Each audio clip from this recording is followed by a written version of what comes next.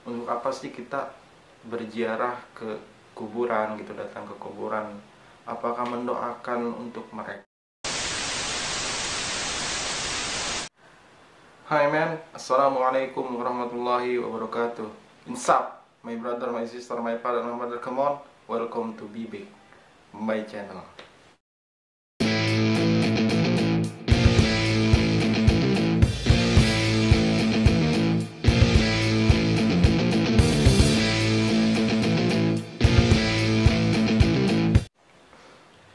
Oke cuy, kembali lagi bersama gue Ade Rahman di channel yang gak akan ada matinya ini. Dan untuk konten video gue kali ini sesuai judul yang pastinya ekspresi orang tua di alam kubur ketika diziarahi atau didoakan oleh anaknya.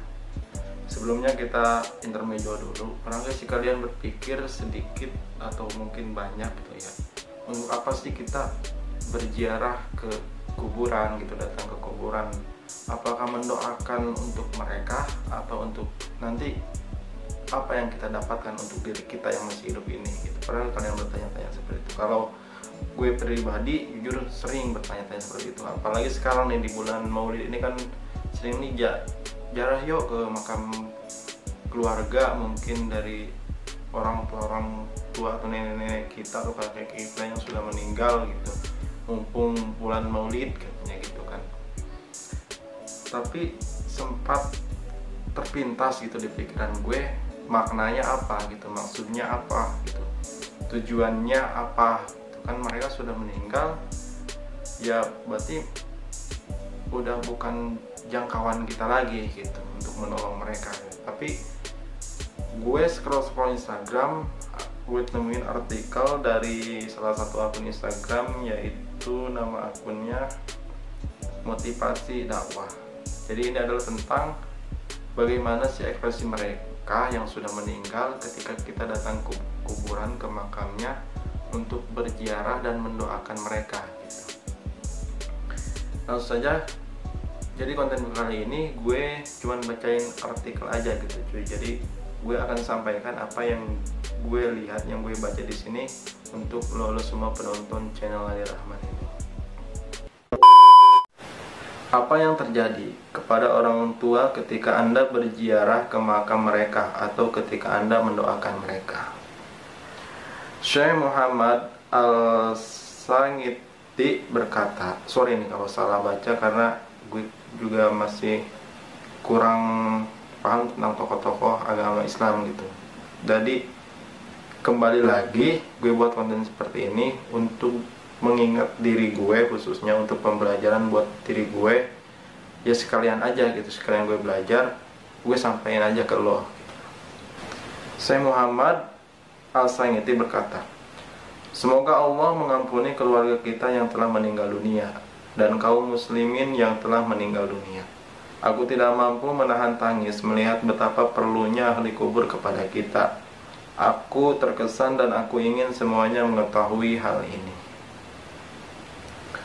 Utsman bin Sawad, ulama salaf, bercerita tentang ibunya. Seorang wanita yang ahli ibadah, ketika ibunya akan meninggal dunia, ia mengangkat pandangannya ke langit dan berkata, wahai tabunganku, wahai simpananku, wahai Tuhan yang selalu menjadi sandaranku, alam hidupku dan setelah kematianku. Jangan engkau abaikan diriku ketika mati. Jangan biarkan aku kesepian dalam kuburku. Kemudian ia meninggal dunia. Aku selalu berziarah ke makamnya setiap hari Jumat. Aku berdoa untuknya dan memohonkan ampunan baginya dan semua ahli kubur di situ. Pada suatu malam aku bermimpi berjumpa dengan ibuku. Aku berkata, wahai ibuku, bagaimana keadaanmu? Ia menjawab, wahai anakku, sesungguhnya kematian itu adalah kesusahan yang dahsyat. Jadi ini cerita dalam mimpi. Aku alhamdulillah ada di alam barzah yang terpuji. Ranjangnya harum dan bantalnya terdiri tenunan kain sutra. Aku berkata, apakah ibu ada keperluan kepadaku? Ia menjawab, iya. Jangan kamu tinggalkan ziarah yang kamu lakukan kepada kami. Sungguh aku sangat senang dengan kedatanganmu pada hari Jumat ketika berangkat dari keluargamu. Orang-orang akan berkata kepadaku, ini anakmu sudah datang. Lalu aku merasa senang dan orang-orang mati yang ada di sekitarku juga senang. Bashar bin Ghalib, ulama salaf pula berkata, aku bermimpi, kembali lagi dengan cerita mimpi. Aku bermimpi Robiah al-Adawiyah dalam tidurku. Aku memang selalu mendoakannya. Dalam mimpi itu ia berkata kepadaku, wahai Bashar, hadiah-hadiahmu selalu sampai kepada kami di atas piring dan cahaya, ditutupi dengan sapu tangan sutra. Aku berkata, bagaimana hal itu bisa terjadi? Ia menjawab, begitulah doa orang-orang yang masih hidup. Apabila mereka mendoakan orang-orang yang sudah mati dan doa itu dikabulkan, maka doa itu diletakkan di atas piring dari cahaya dan ditutupi dengan sapu tangan sutra. Lalu hadiah itu diberikan kepada orang mati yang didoakan itu. Lalu dikatakan kepadanya, terimalah, ini hadiah si fulan kepadamu.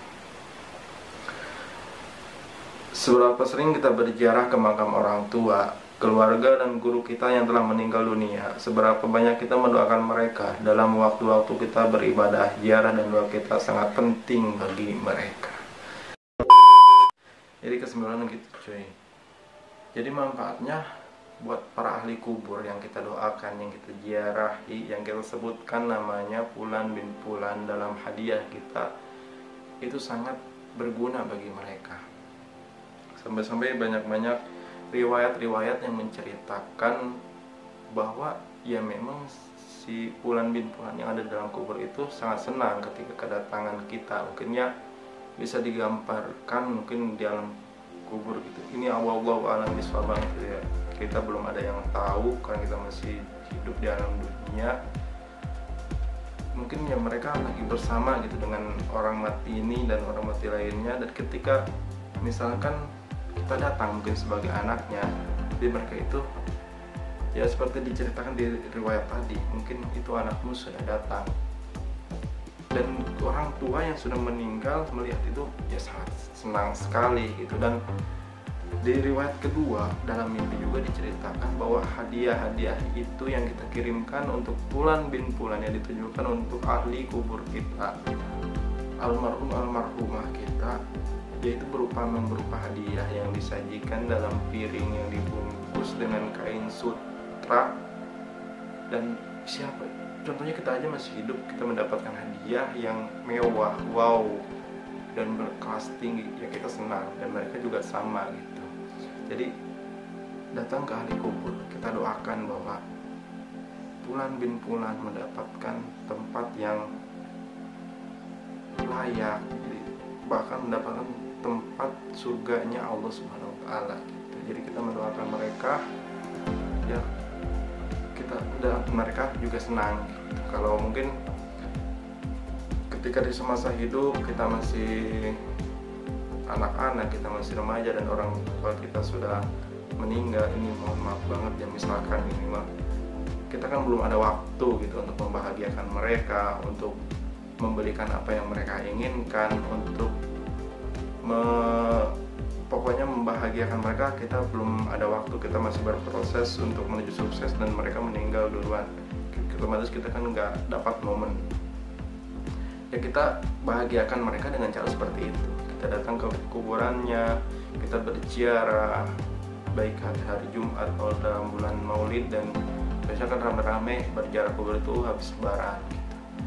Oke, untuk konten video kali ini cukup sekian cuy. Jangan lupa like, share, comment, and subscribe. Mohon maaf banget apabila banyak kesalahan dari gue ini khusus pribadi, gue banget kesalahan ya, karena tadi gue bilang di awal bahwa gue buat konten seperti ini ya buat belajar gue khususnya, karena gue masih banyak belajar cuy-nya, karena sampai dalam masa hidup kan menuntut ilmu itu sangat diwajibkan gitu bagi kaum muslimin dan muslimat seperti kita. Jadi mohon dimaklumi kalau ada kesalahan ya yang kurang banget, mungkin bisa kalian tulis di kolom komentar. Kolom komentar sangat terbuka buat kalian semua, dan thank you very much banget cuy buat kalian masih yang nonton channel video gue kali ini. Sekian untuk konten kali ini. Thank you for watching. See you next time. Bye bye. Wassalamualaikum warahmatullahi wabarakatuh.